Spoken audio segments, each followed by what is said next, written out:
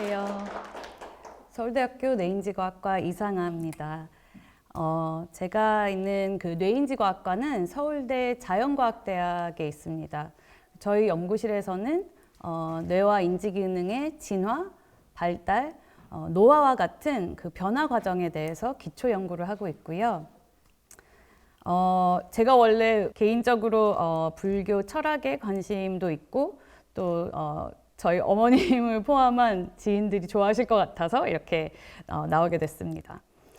오늘 강연에서는 특별히 제 책에 나오는 그 내용들 중 불교의 테마에 맞는 이야기들을 좀 가지고 와봤는데요. 첫 번째 이야기는 나는 어디서 왔는가입니다. 저는 자라면서 왜 우리는 존재하는지, 어디서 왔고 어디로 가고 있는지에 대해 너무 궁금했었고 너무 중요한 문제임에도 불구하고 왜 사람들은 전혀 관심이 없는 듯이 막 아둥바둥 살아가는지 이해하기 힘들었어요. 그 사춘기 때 되게 고민을 많이 했고 아직 기억이 아직도 생생합니다. 이런 궁금증 때문에 저는 학부 때 천문학을 전공하게 되었어요. 현재 과학자들은 빅뱅이 138억 년 전에 일어났다고 하고 태양계는 46억 년 전, 37억 년 전에는 이미 생명체가 있었고요. 척추동물은 그다음에 아주 오랜 시간 후에 5억 년 전쯤 그것에 비해 저희 종인 호모사피엔스는 겨우 20만 년 전에 진화했습니다. 그건 우리는 아직도 20만 년 전에 그 진화한 상태로 지금 살아가고 있다는 거예요. 처음으로 한 지역에 살게 된 건 한 6, 7천 년 정도밖에 안 됐고요. 그 짧은 시간 안에 인간은 어마어마한 성장을 했고 환경을 바꿀 수 있는 그런 엄청난 재주가 있어서 환경 자체를 최대한 우리에게 맞는 조건으로 만들면서 생존해 왔어요. 하지만 이렇게 똑똑한 인간도 내가 누구냐, 난 무엇이냐에 대한 이런 간단한 질문을 너무 어려워하죠. 저희가 직관적으로 생각을 했을 때 저희 마음은 몸 안에, 즉 물질에 국한되어 있지 않다고 느낍니다. 지금 제가 여러분들께 자리에서 움직이지 않고 그냥 눈을 감고 머릿속으로 빨리 집에 다녀오세요 라고 하면 우리의 의식이 뭔가 몸에서 빠져나왔다 어디론가 다녀오는 듯한 그런 경험을 하게 되죠. 그 유명한 철학자 및 수학자였던 데카르트 또한 이런 느낌을 관찰하고 긴 고민 끝에 뇌라는 기관을 통해서 영혼이 몸의 조종사처럼 이렇게 들어왔다 나왔다 한다고 주장을 했어요. 그래서 과학적으로 연구를 할 수 없고 주관적 관찰과 로직에만 의존할 수밖에 없었던 옛날 사람들은 아무리 깊이 생각을 해봐도 이런 결론을 내릴 수밖에 없었을지도 모르겠죠. 우리의 경험에 의해서는 태양이 지구를 돌고 지구는 평평하다고 믿을 수밖에 없었던 것처럼요. 하지만 이제 저희는 우리의 정신적 현상들이 뇌의 기능에서 어떻게 일어나는지 그 어마어마한 미스테리를 하나씩 과학적으로 풀어나가고 있습니다. 뇌는 사실 이렇게 생겼습니다. 1000억 개의 뇌세포들을 연결을 통해서 어느 컴퓨터보다 뛰어난 엄청난 정보 처리를 하고 있는 그런 기관인데 그냥 봐서는 되게 평범하게 생겼죠. 하지만 한 6,000년 전부터 뇌를 여기저기 의도적으로 이렇게 손상시켜서 사람의 성격과 생각, 행동, 감정 이런 것들을 바꾸고 그걸 마치 영혼이 바뀌거나 신들렸다, 신과 소통할 수 있다라고 믿었습니다. 의학의 아버지인 히포크라테스는 한 2500년 전부터 이렇게 말했다고 합니다. 모든 감각과 생각, 감정은 뇌로부터 만들어지고 뇌를 통해 즐거움, 아름다움, 슬픔, 고통 등을 느낄 수 있다고요. 정신질환도 영혼이 아닌 뇌 기능의 병이라고 했습니다. 하지만 이런 이론에는 여러 종교적 또 정치적 반발이 있었고 인간에 대한 뇌과학은 몇천 년 동안 거의 그 자리에 머물러 있었어요. 실제로 뇌에서는 아주 여러 가지 기능들이 동시에 작동하고 전체 시스템이 네트워크 차원에서 작동을 하지만 그래도 부분별로 이렇게 특화된 기능들이 있는데요.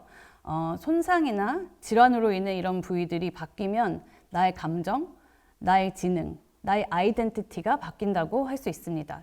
예를 들어서 뇌의 앞부분 전두엽 부위가 손상되면 사람의 감정 조절이 잘 안 되고 해마, 여기는 잘 안 보이지만 깊숙이 있는 해마가 손상되면 기억 기능이 망가지고 좌측 대뇌피질을 다치면 언어에 문제가 생기고 또 뒤에 있는 시각피질 부분을 다치면 눈은 멀쩡해도 시각 정보를 의식할 수 없게 됩니다.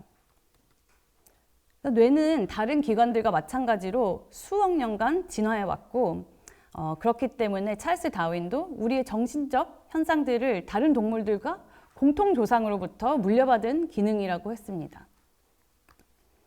진화라고 하면 되게 어려워하시는데요. 우선 이렇게 생명의 나무가 떠오르시죠? 예전에는 이 생명의 나무를 이렇게 그렸어요. 인간이 여기 맨 위에 있고 이 미생물들은 밑에 있고. 하지만 이건 저희만의 착각이에요. 우리가 이렇게 더 진화했다라는 표현을 들으신 적 있죠? 원숭이에서 침팬지, 침팬지에서 인간. 하지만 저희가 우월한 것도 아니고 걔네는 우리의 조상도 아닙니다.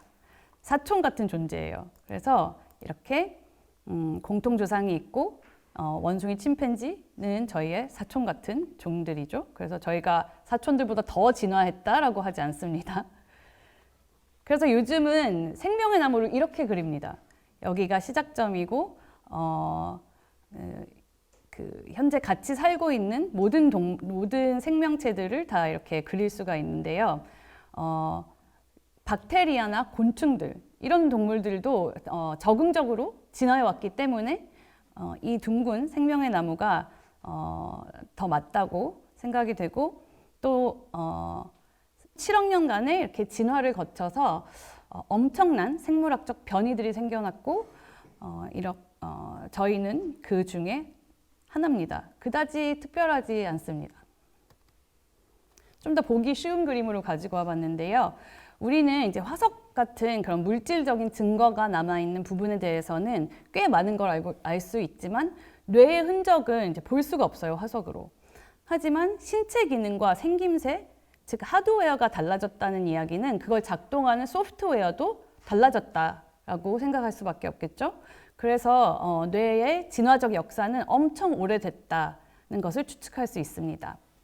하지만 생명체가 이렇게 다양하기도 하고 어떤 모양도 다 다르고 사는 방법도 다르지만 기본적인 기능은 다 같습니다. 그래서 예를 들어서 우리의 유전자의 한 60% 정도가 바나나나 뭐 버섯과 공유하고 있는 걸 혹시 아셨나요? 살아있다는 것만으로도 아주 비슷한 점이 많다는 겁니다.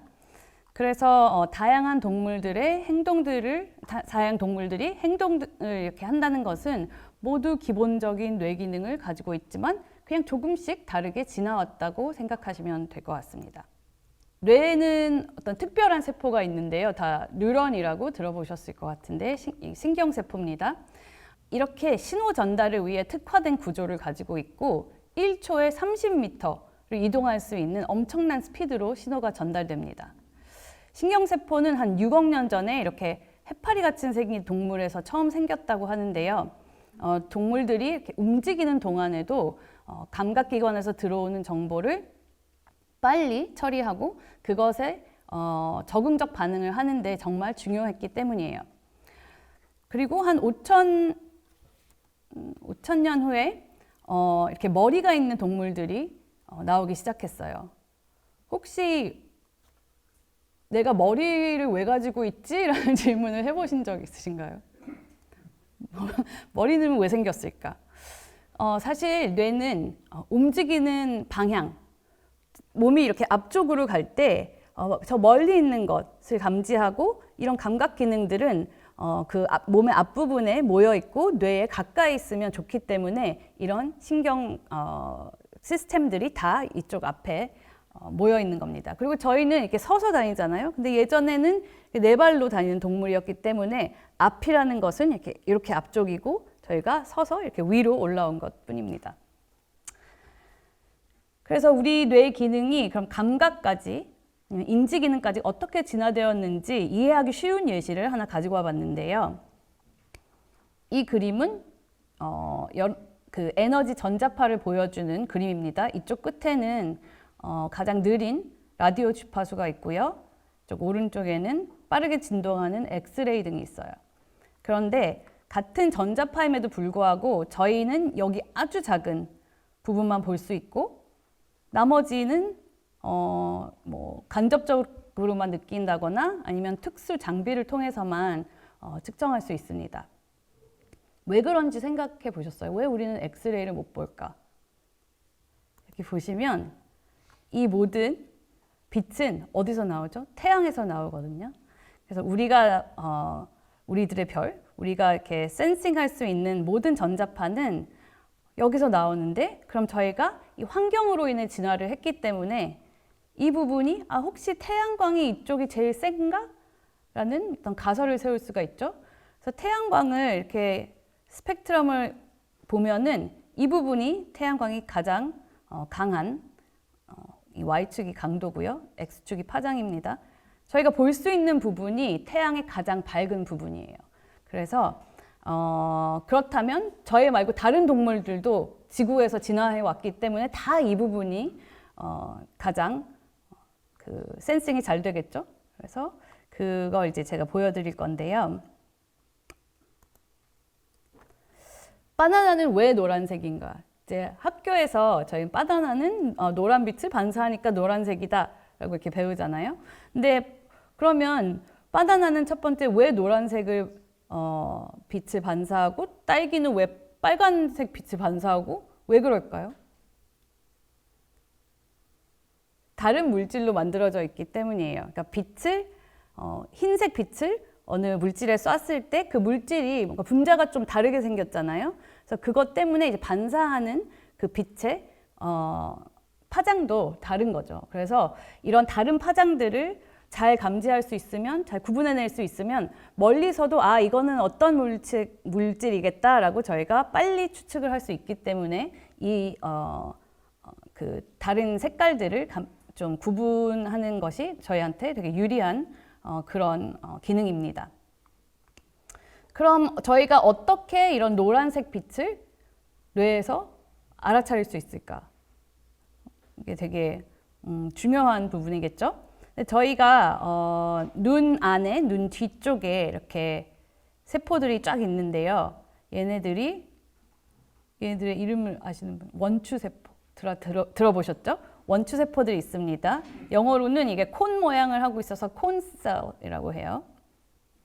저희는 3가지 원추세포를 가지고 있는데요. 블루, 레드, 그린 콘셀을 가지고 있습니다. 근데 저희가 블루, 그린, 레드라고 하긴 하지만 이제 블루는 어떤 파란 빛을 이렇게 쐈을 때 가장 크게 반응하는 세포들이고요. 그리고 그린을 쐈을 때 가장 강하게 반응을 합니다. 근데 레드는 사실 노란 빛을 쐈을 때 가장 강하게 반응을 해요. 근데 저희는 인간이기 때문에 이걸 옐로우라고 부르지 않고 레드라고 부릅니다. 그 이유는 이 원추세포가 작동을 안 하면 그냥 빨간색이 보이지 않기 때문이에요. 그래서 저희는 얘의 그 가장 그 감지를 잘하는 이 옐로색이 아니라 레드 원추세포라고 이름을 붙였습니다. 그래서 이런 기능들은 사실 되게 오래된 미생물들한테 물려받은 기능들이고요. 아까 말씀드렸듯이 다른 동물들도 저희랑 비슷합니다. 그래서 레인지 자체는 비슷한데 보시면 원추세포의 종류가 저희는 3가지가 있고 얘네들은 막 4가지, 8가지도 있죠. 그러면 우리가 제일 우월한 뇌를 가진 종이라고 생각을 하는데 왜 색깔도 다른 동물들처럼 구분을 못할지 한번 생각을 해보시고요. 제가 클루를 하나 드리겠습니다. 저희는 그래도 3개는 있는데 쥐나 개, 고양이들은 2개밖에 없어요. 그래서 색깔을 구분을 잘 못하는 게 이런 이유입니다. 근데 포유류의 눈에는 원추 세포들보다 훨씬 더 많은 이렇게 20배 더 많은 막대 세포들이 있어요. 막대 세포들은 이거 잘 보이시는지 모르겠지만 빛에 매우 민감합니다. 근데 색깔은 잘 디텍션을 못해요. 그래서 우리가 어두운 데서 눈을 뜨고 좀 기다리면 색깔은 잘 안 보이고 뭔가 흑백처럼 보이지만 빛은 있다라는 거는 잘 볼 수가 있죠. 그게 원추세포가 감지하지 못하는 약한 빛에도 이렇게 충분히 반응하는 막대세포가 있어서 그런 건데요. 포유류들이 왜 이런 막대세포를 많이 가지고 있을까요? 야생동물이었어요. 원래 처음 포유류는 공룡을 피해서 저희는 밤에 다닐 수밖에 없었던 동물들이었고 나중에 이제 공룡이 사라진 다음에 그다음에 이제 낮에 나오기 시작했겠죠. 나왔을 때 보니까 뭐 먹이를 찾아다니고 그러다 보니 이렇게 그 원숭이들과 뭐 이렇게 저희 밖에 낮에 다니는 그런 그 포유류들은 이렇게 조금 쥐들보다는 더 좋은 이 비전을 갖게 됐습니다. 그래서 이런 저희의 역사가 있고요. 이런 지각 기능들뿐만 아니라 인지 기능들, 뭐 추론을 하고 기억을 하고 판단을 하고 뭐 행동을 하는 기능들 중 이렇게 학습 없이 가지고 태어나는, 그러니까 저희 DNA에 이렇게 인코딩 이미 되어 있는 것들이 생각보다 엄청 많습니다. 사실 이런 인간의 아기를 봤을 때는 얘가 도대체 어떤 기능을 가지고 있을까, 그냥 다 학습을 하겠지라고 생각을 하실 수도 있는데, 살짝만 다르게 생각을 해보시면, 동물에 대해 생각을 해보시면, 동물들은 태어나자마자부터 막 도망 다녀야 하고 엄마 없이 살아야 하고, 그렇죠? 그래서 이런 기능들이 이미 탑재되어 있지 않으면 바로 죽는 거예요. 이런 동영상 많이 보셨겠죠?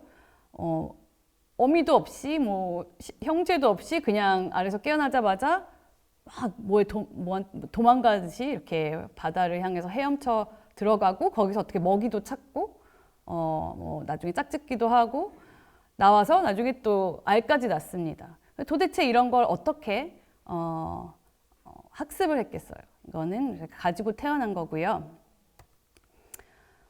예전에는 이제 사람들은 아기는 빈 서판, 우리의 뇌는 빈 서판이라고 생각을 했고, 좀 아기들은 퓨어하다, 아무것도 모르고 태어나서 환경이 막 이렇게 나쁘게 했다, 좋게 했다라고 하면은 좀 마음이 편한 부분도 있습니다.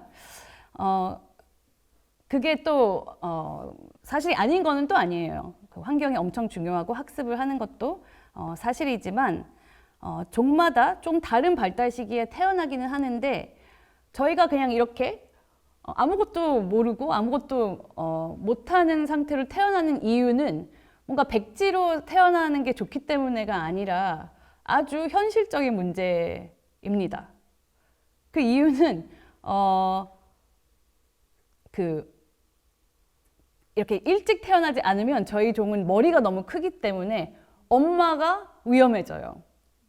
그래서 어떻게 아기도 좀 많이 자란 상태에서 태어나게 하고, 엄마는 이 출산하면서 죽지 않을 수 있는, 위험하지 않는 그런 밸런스가 있었던 거죠. 그래서 저희는 어쩔 수 없이 머리가 너무 컸기 때문에 이렇게 너무 일찍 태어나는 거고요. 태아의 그 발달을 관찰해 보면 발달 초기부터 아주 이런 정교한 설계도로 인해서 뇌가 형성되고, 이렇게 대뇌피질이 이렇게 한정된 두개골에서 막 자라다 보니까 이렇게 쭈글쭈글해지는 거예요. 그냥 너무 많이 자랐는데 공간은 없으니까 이렇게 주름이 생기는 겁니다. 그리고 태어난다는 것은 어미의 몸 밖으로 나오는 것뿐이지 아기의 생물학적 발달은 계속되고, 당연히 몸만 자라는 게 아니라 뇌와 이런 인지 기능들도 함께 발달한다고 생각하시면 되고요. 뇌는 사실 20대 초반까지 발달을 합니다. 그래서 제가 저희 학생들한테 항상 이야기하는 건, 아직 너는 덜 자랐다라는 건 사실이에요. 그리고 아기들은 이런 약간 매직쇼 같은 거를 보여주면 되게 신기해합니다. 한 3개월짜리 아기들도 이렇게 공이 내려오고 선반을 뚫고 지나간 것처럼 이런 쇼를 보여주면 계속 그걸 봐요. 보기도 하고 그 공을 만져보고 선반도 만져보고. 근데 이런 반응들은 한 2, 3개월? 그러니까 보이자마자부터 이런 뭔가 이미 예측하는 것처럼 그런 행동을 보이고요.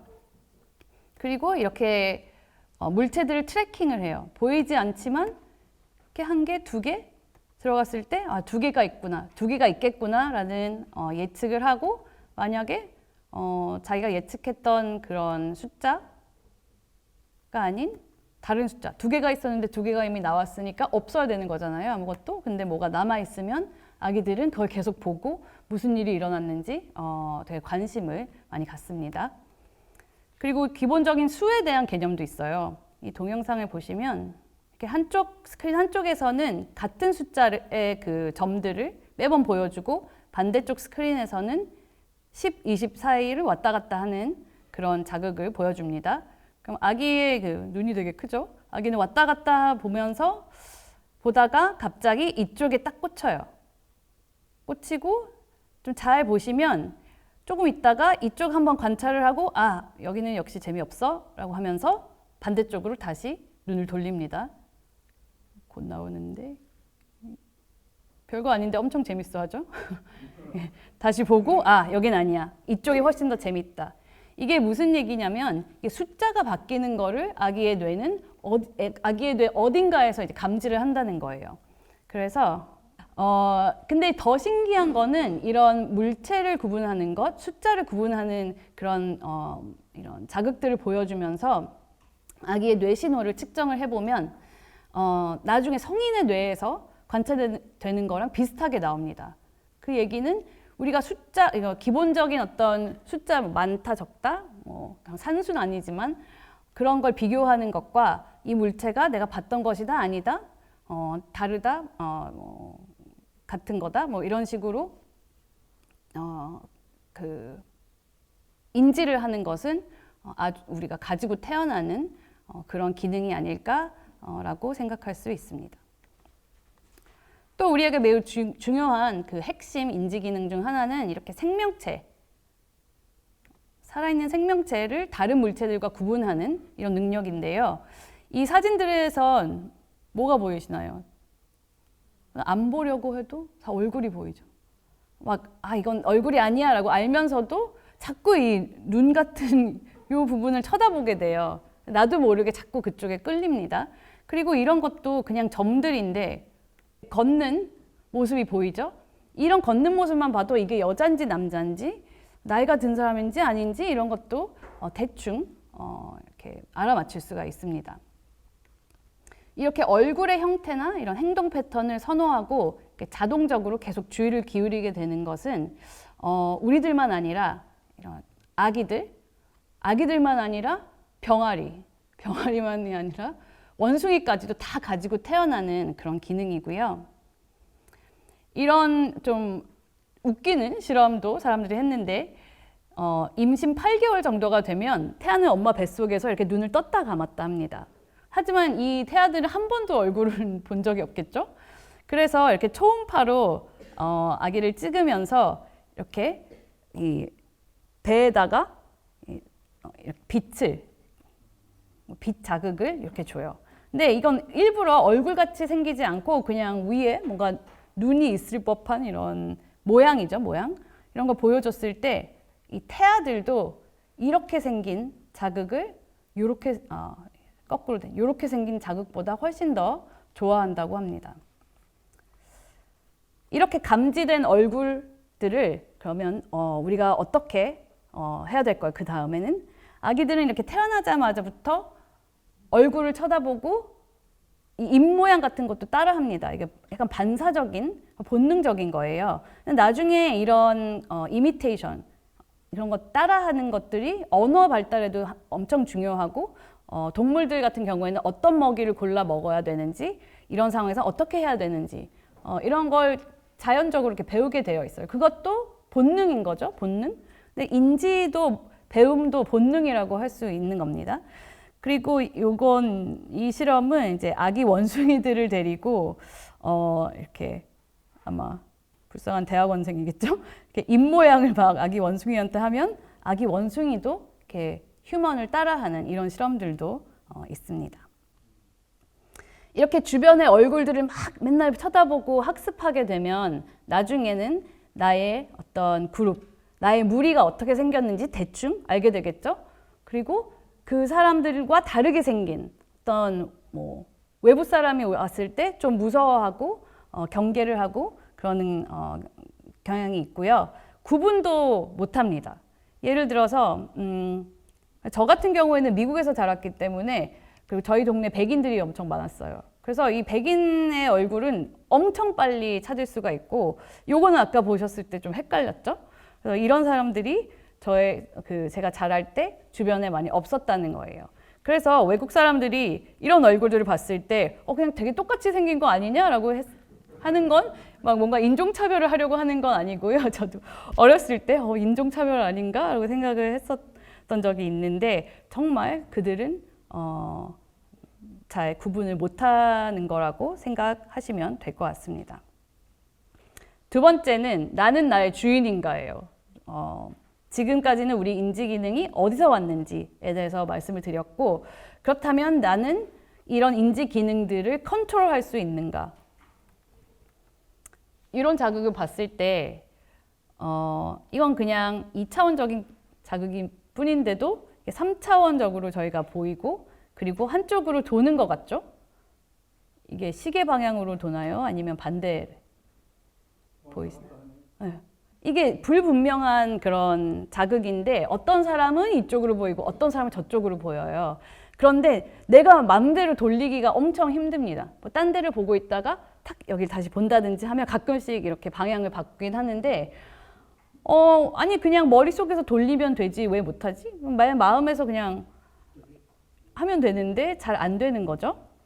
이런 것도 사실 여기 삼각형도 없고 여기 공 같은 모양도 없지만 이걸 봤을 때 어쩔 수 없이 여기 뭔가 라인이 있는 것 같기도 하고 이게 그냥 2차원적인 그냥 이런 그림이라고 생각하기 엄청 어려워요.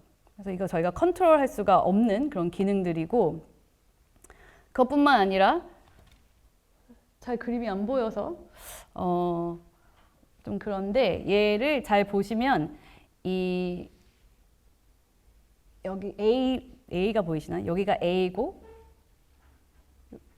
여기 제 마우스가 전혀 안 보이는군요.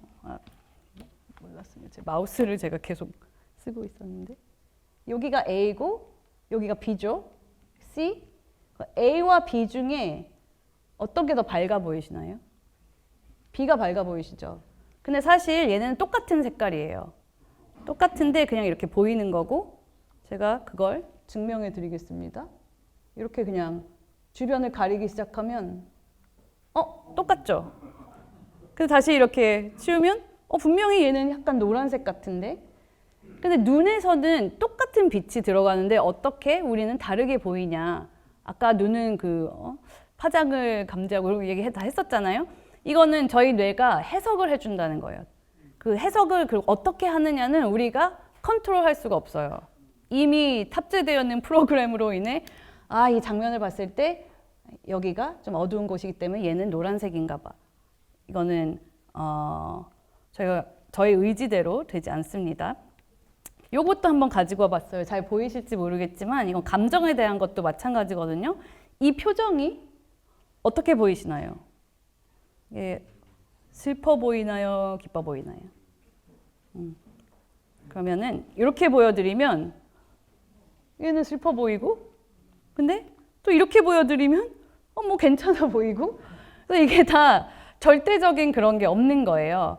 그래서 이거는 그냥 다른 얼굴들 사이에 보여드린 거지만 나의 감정에 따라서 남의 얼굴이 달라 보일 수밖에 없어요. 그래서 이런 건 저희가 막 이건 무의식에서 올라오는 거기 때문에 컨트롤할 수가 없어요. 다만 내 머릿속에 내 뇌 속에 이런 기능들이 있구나 라고 해서 자기의 판단을 그냥 바로 너무 이렇게 믿지 않으시는 게 좋고 내가 틀릴 수도 있겠다라고 생각을 하시는 게 좋습니다. 그 과거의 경험이 이렇게 저장이 되고 저장된다는 것은 그런 자극들과 이런 행동 결과들을 일어나게 하는 뇌세포들의 연결이 뭐 강화된다라는 뜻이죠.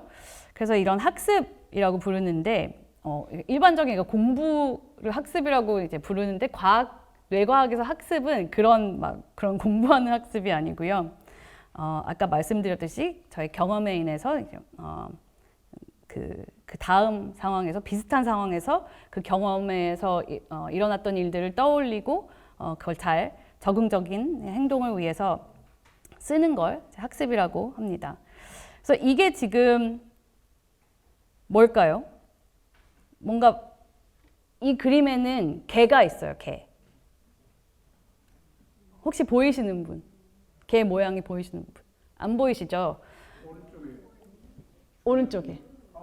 가운데? 좀 보이시는 분도 계시고 안 보이시는 분도 계시는데 이제 한 번 보신 분은 지금의 그 약간 모르는 이 상태를 즐기셔야 돼요. 왜냐면 평생 이거는 잊어버릴 수가 없어요. 여기가 귀고요.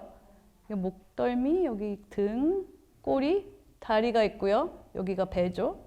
왼쪽 다리, 오른쪽 다리, 그리고 코를 이렇게 바닥에 대고 있는 그런 그림이에요. 이거는 여러분의 기억력이 뭔가 손상되지 않는 이상 이제 평생 이 그림을 봤을 때 저 개가 보일 거예요. 그게 학습의 효과입니다. 그러니까 학습을 하면 내가 보는 그냥 지각도 달라진다는 말씀이에요. 여기도 그냥 재미로 숨겨져 있는 그림이 있는데 보이시나요? 맞아요. 소예요, 소. 소 안 보이시는 분. 네. 그럼 이제 영원히 모르는 상태로 가실 수 없게 해드릴게요. 여기 눈이 있고, 여기 콧구멍 있고, 여기 이렇게 귀, 검정색이 귀, 그리고 이렇게 머리, 귀, 여기 또 눈, 이렇게 얼굴. 네. 그래서 이거는 그래서 저희는 이제 오랫동안 과학자들은 마인드가 무엇인지 너무 알기가 어려워서 그냥 자극과 행동 사이에 뭔가 보상이라든지 손상 이런 것들로 조절되는 그냥 반응들만 연구를 했어요. 그런데 이제는 그 사이에 일어나는 이렇게 뇌의 반응, 여러 세포들의 반응들을 관찰하면서 우리의 뇌에서 일어나는 인지 기능, 계산이죠. 그런 것들의 작동 원리를 조금씩 밝혀내고 있습니다. 그리고 한 가지 더 알려드리고 싶은데 이거는 저희의 해마 기능에 대한 거예요. 저희가 길 찾기를 할 때도 되게 중요한 뇌 기능을 쓰는데 예를 들어서 강의가 끝나고 지금 눈앞에 집이 보이진 않지만 각자 머릿속에 이렇게 집에 가는 길을 떠올릴 수 있고 왔던 길을 그냥 다시 돌아갈 수도 있지만 편의점에 잠깐 들렸다 가자라고 하면 뭔가 새로운 경로를 머릿속에 그릴 수 있잖아요. 근데 지금 앞에 보이시는 거랑 아무 상관이 없는 것이지만 머릿속에서 다 계산을 하고 떠올릴 수 있고 조작을 할 수 있습니다.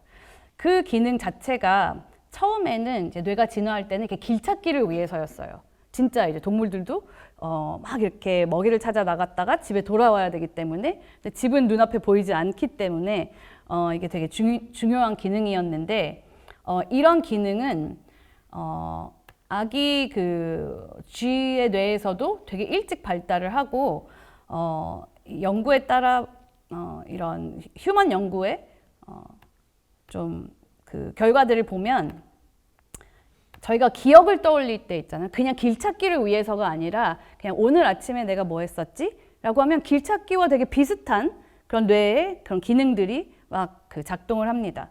이렇게 이 곳에서 위치에서 봤던 이런 물체들이 있고 걔네들을 어떤 장면처럼 연합시키고 그 다음에 그 다음 장면을 만들고 그걸 이제 어떤 시퀀스, 시간적 어떤 순서대로 머릿속에 떠올리는 거죠. 근데 그게 만약에 고장이 난다면, 그러니까 해마가 고장 난다면 이렇게 뭔가 기억들이 따로따로 이렇게 떠다니는 듯한 그런 문제가 생깁니다. 그래서 이런 것들은 이제 해마 기능은 저희가 나이가 들면서 조금씩 떨어지긴 하는데요. 특히 알츠하이머 치매에서는 이제 비정상적으로 이렇게 해마가 이건 해마의 크기입니다. 그리고 여기 검정색 점들이 치매 환자의 뇌고요. 그러니까 급격히 이렇게 떨어지는 걸 볼 수 있고요. 요거는 이제 인지 기능. 인지 기능이 나이 들면서 그냥 자연스럽게 떨어지는데 이렇게 치매 환자들은 갑자기 뚝 이렇게 떨어지는 걸 볼 수 있죠. 그래서 이렇게 나중에 뇌가 이렇게 변합니다. 그리고 여기가 아까 말씀드렸던 해마가 있는 자리예요. 그래서 특히 해마가 그냥 아예 없어지는 걸 보실 수 있습니다. 그러면 이제 걱정이 되시죠. 해마를 어떻게 살려놓을까? 근데 모든 의사들도 이제 동의하겠지만 고장난 기능을 고치려고 하면 안 됩니다. 이거는 너무 힘들어요. 그래서 예방하는 게 가장 중요한데요. 런던 택시 기사에 대한 어떤 되게 유명한 연구가 있어요. 런던 택시 기사들은 엄청 어려운 그런 시험을 본다고 합니다. 이게 런던 지도인데 막 몇 년을 공부를 하는 분들도 계시대요. 그래서 이분들은 해마를 엄청 많이 쓰게 되고 이런 복잡한 길을 매일 왔다 갔다 하기 때문에 뭐 이거는 내비가 없을 때 얘기겠죠. 계속 머릿속에서 이런 공간을 떠올리고 길찾기를 하고 새로운 길을 찾아가고 이런 것들이 해마에 자극이 돼서 이분들의 해마는 더 크다라는 연구가 있었고요. 최근에 뭐 버스 기사, 뭐 앰뷸런스 기사, 이런 택시 기사를 다 이렇게 비교를 해봤더니 해마의 크기의 그 연구와 좀 일치하게 앰뷸런스와 택시 기사분들은 뭐 파일럿이나 뭐 다른 그런 직업을 갖고 있는 사람들보다 치매로 사망하는 비율이 다른 사람보다 낮다는 결과가 있어요. 그건 다 이제 우리 모두 택시를 몰고 다니자라는 이야기가 아니라 계속 길찾기를 하는 게 좋습니다. 길찾기를 하듯이 오늘 하루의 일과를 한번 떠올려보고 그런 것도 다 해마에 좋은 거고요. 그리고 새로운 길, 안 갔던 길을 한번 가보시고 하면 아주 좋습니다. 마지막, 어떻게 행복할 수 있을까? 불교에서는 뭔가 이렇게 어떻게 뭐 고뇌에서 어떻게 벗어날 수 있을까, 뭐 이런 어떻게 초월할 수 있을까 이런 이야기를 많이 하는 것 같은데 우리가 오래 건강하게 산다고 해도 사는 게 더 즐거웠으면, 덜 힘들었으면, 더 의미 있었으면 좋겠죠? 그러면 행복하게 살려면 어떻게 해야 될까요? 그래서 우리의 행복을 막는 가장 큰 원인 중에 하나는 그냥 스트레스죠. 살면서 경험하는 스트레스입니다. 그런데 우리는 스트레스를 그냥 나쁜 거라고만 생각을 해요. 근데 스트레스가 없이는 아무것도 안 합니다. 배가 고파서 배고파. 그럼 밥을 먹으러 안 나가겠죠? 그리고 뜨거워. 그러면은 손을 안 치우겠죠? 그래서 이런 고통과 스트레스는 우리를 지키기 위해 있는 기능들이에요. 그래서 스트레스가 적당히 올라가면 나 시험 공부를 해야 돼 라고 하면 이게 퍼포먼스가 이렇게 올라가겠죠? 근데 이게 지나치게 올라가다 보면 이렇게 떨어집니다. 그래서 스트레스라는 건 그럼 조절을 해야 되겠다. 그러니까 스트레스 아예 없앨 수는 없어요. 그거는 스트레스 없앤다는 건 아무것도 안 하고 그냥 가만히 있겠다는 건데 그게 아니라 좀 좋은, 내가 나한테 좋은 쪽으로 어떻게 잘 활용할 수 있을까. 그래서 뇌에서 스트레스 호르몬이 분비되면 막 맥박이 오르고 막 혈압이 올라가고 몸과 뇌에서 막 에너지를 써요. 막 동공이 열리면서 정보 처리 엄청 빨리 하고 근육이 막 수축하면서 행동이 빨라지고 힘도 세집니다. 근데 왜 그런 기능들을 우리가 가지고 있을까요? 생존을 위해서겠죠, 생존? 저희는 막 시험 봐야 되고 뭐 승진해야 되고 뭐 그런 것들에 대해서 스트레스를 뭔가 죽고 사는 것처럼 그런 기능인데 뭔가 생명의 위협을 느끼지 않을 때도 이렇게 잘못 쓰이는 거예요. 그렇죠? 잘못 작동되는 거죠. 그래서 원래는 스트레스는 이렇게 정말 위험한 일이 있을 때 확 올라가고 저희의 몸과 뇌에 변화를 일으키면서 이 짧은 시간에 빨리 생존할 수 있는 그런 기능이고요. 더 빨리 움직일 수 있고 좀 훨씬 효율적인 그런 뭔가 생각, 그 계획, 행동을 할 수 있습니다. 그런데 이제 문제가 뭐냐? 우리가 좀 고등인지적인 어떤 생각을 한다거나 새로운 솔루션을 찾는 그런 일들을 할 때는 좀 천천히 해요. 느리게. 이런저런 것도 다 비교해보고, 그렇죠? 그런데 이렇게 급할 때는 빨리 해야 되거든요. 그게 사는 방법이에요. 그래서 뭔가 왜 스트레스가 쌓일 때는 나쁜 버릇이 나오고 저처럼 약간 이렇게 무대 울렁증이 있으면 내가 무슨 말을 하는지 모르고 그냥 막 이렇게 말이 나오죠. 근데 이런 것들은 생각 없이 내가 할 수 있는 행동을 막 해내는 거예요. 그게 무슨 얘기냐면 이렇게 계산적인 뇌를 안 쓰고 습관적인 뇌를 쓰게 되는 이 반응인데, 생각을 해보시면 지금 곰이 나타났는데 어딜 가야 되지? 막 이렇게 생각을 하시면 안 되잖아요. 그래서 가장 빠른, 내가 저번에 갔던 길, 저번에 가서 집으로 갔던 길인 것 같은 대로 그 거리가 더 멀다고 하더라도 막 가는 거예요. 오케이, 그래서 빨리 행동으로 옮길 수 있어야 되는 그런 상황에서는 좀 유리할 수가 있겠죠? 그래서 아까 말씀드렸던 것처럼 이렇게 숲속에서 곰을 만나고 막 얼어 죽거나 굶어 죽거나 이런 문제에 대한 스트레스 반응을 우리는 보이지 않고 아까 말씀드렸듯이 20만 년 전에 했던 그런 걱정들과 지금 이 세상에서 지금 이 세대에 하는 걱정은 차원이 다르죠. 차원이 다르지만 똑같이 반응을 하는 거예요. 어쩔 수 없이. 대학 진학, 외모 그런 게 많잖아요. 그래서 내가 나의 20만 년 전 된 그 뇌가 작동을 하는구나 그냥 알고 계시면 됩니다. 알아차림이라고 하죠. 네. 그래서 게다가 저희는 이렇게 논리적인 반응을 하지 않습니다. 논리적인 사고를 별로 하지 않아요.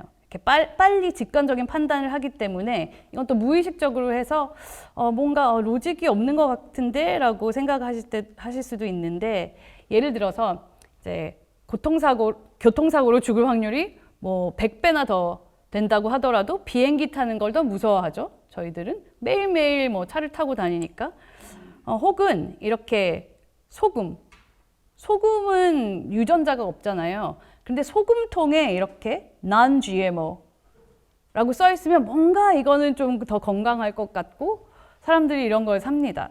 너무 이상한데 우리는 어쩔 수 없이 무의식 중에 그냥 유전자가 없다는 거 알면서도 초이스가 있을 때는 얘를 고르게 되는 거죠.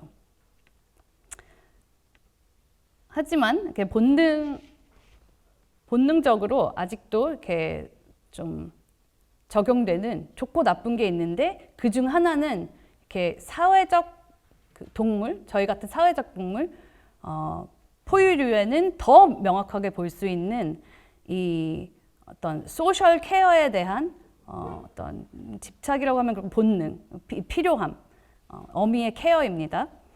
어미 없이 태어나는 동물들도 많지만 어미에게 의존하는 이런 아기 동물들은 어미라고 각인되는 개체를 막 목숨 걸고 따라다닙니다. 그런데 되게 신기한 건 40대, 50대의 우울증을 예측할 수 있는 가장 큰 팩터가 영유아 때의 어떤 그런 가정적인 소셜 스트레스입니다. 그리고 그게 나중에 그 치매에도 영향을 미친다고 해요. 그러면 왜 그러냐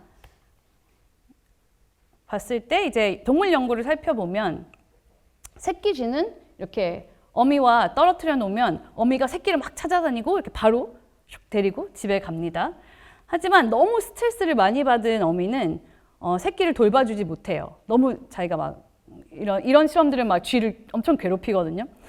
돌봐주지 못하고 어미가 이렇게 품어주지 않는 새끼 쥐의 뇌에서는 아주 큰 스트레스 반응이 나오고, 이렇게 지속적인 스트레스 호르몬 반응은 아직 발달하고 있는 뇌에 아주 안 좋은 영향을 미치는데, 특히 스트레스 회로가 과활성화되겠죠? 과활성화되는 그런 문제가 생기고, 두 번째는 코티졸 수용체가 많은 해마, 아까 말씀드렸던 그 길찾기와 인지 기능, 기억에 정말 중요한 해마의 뇌세포에도 이렇게 탁 붙어서 손상을 입힙니다.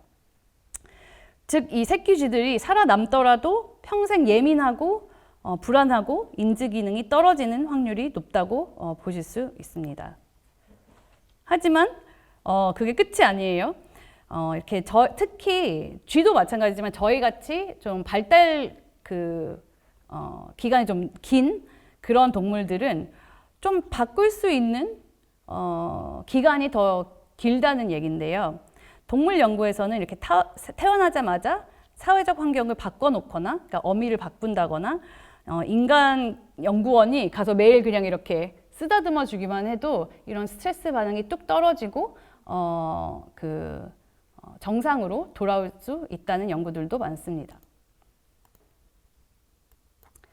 그래서 직접적인 학대가 아니더라도 뭔가 이런 알게 모르게 정서적 학대, 무시 뭐 이런 것들 때문에 아이들이 저희가 모르는 이런 고통을 받을 수 있고 저희가 기억해야 될 건 이렇게 어린 아이들에게는 평생 뇌에 평생 손상을 남길 수가 있습니다. 우리 사회적 본능에 빼놓을 수 없지만 잘못하면 정말 파괴적인 네 편, 내 편을 나누는 경향이 있어요. 성별, 뭐 취미, 지역, 종교 등등. 근데 만약에 우리가 지구에 혼자 존재한다면 좋고 나쁘고 뭐 옳고 그르고 착한 사람, 나쁜 사람이 있을까요? 없죠. 그냥 나한테 좋은 게 다 좋은 거죠. 하지만 우리는 사회적 동물이기 때문에 무리 안에서 이렇게 팀워크를 하면서 생존해왔어요. 그래서 우리 무리에 전반적으로 이익을 가지고 오는 사람은 좋다고 하고, 이익을 자기 혼자 더 보려고 하는 사람, 혹은 다른 사람 것을 이제 빼앗으려고 하는 사람들을 이제 나쁜 사람이다라고 하죠. 그리고 나쁘다고 생각하는 사람들에게 나쁜 짓을 하는 걸 좋아해요. 그쵸? 그게 무슨 얘기냐? 벌을 주는 걸 좋아한다. 나쁜 사람에겐 나쁜 벌을 주는 것을 좋아하는데, 이게 되게 신기한 게 아기들도 그렇습니다. 아기들도 좀 못되게 구는 사람한테서 뭘 뺏으면 그게 좋다고요. 못되게 구는 사람한테서 어떤 좋은 거를 뺏어가는 사람을 좋아해요. 그런 사람들 선호합니다. 근데 이건 진짜 6개월짜리 아기들을 대상으로 했던 연구이기 때문에 막 엄마가 이래라 저래라 뭐 야단을 치거나 이래서 그런 거는 아니라고 볼 수 있고요. 뭔가 본능적인 그런 게 있다라고 해석을 하고 있습니다. 우리의 이 친사회적 본능에는 그래서 이렇게 양면이 있어요. 한 실험에서는 이렇게 상금을 나누어 주고 게임을 하게 합니다. 그래서 나와 어떤 공평하게 어떤 그 상금을 나누던 그런 플레이어와 불공평하게 자기가 더 이익을 많이 가져갔던 그런 사람 2명을 이제 뭔가 연기를 한 거죠. 실험실에서 두 사람을 만들어 놓고 얘네들한테 아주 살짝 전기 충격을 주었어요. 그러면서 이제 MRI에서 이 사람들의 뇌의 반응을 봤더니 전반적으로 다른 사람한테 이제 고통을 주면 우리 뇌에서도 이제 고통을 감지하는 이런 인슐라에서 반응을 보이거든요. 누가 막 다치면 아프겠다, 막 내가 아픈 것 같잖아요. 그런데 아까 좀 불공평하게 나눴던 사람이 충격을 받으면 좀 그런 반응이 덜 나와요. 그리고 오히려 뭐가 나오냐? 여기 측좌핵, 뉴클리어스 어컴번스라는데 얘는 쾌락과 보상 학습을 하는 그런 뇌부위거든요. 우리가 항상 얘기하는 어떤 도파민 회로의 되게 중요한 부위인데 거기가 활성화되는 거예요. 이 사람이 전기 충격을 받고 있는데. 그리고 그 사람 좀 벌을 줬으면 좋겠다라고 하는 사람일수록 더 많이 그런 신호가 나온다는 얘기입니다.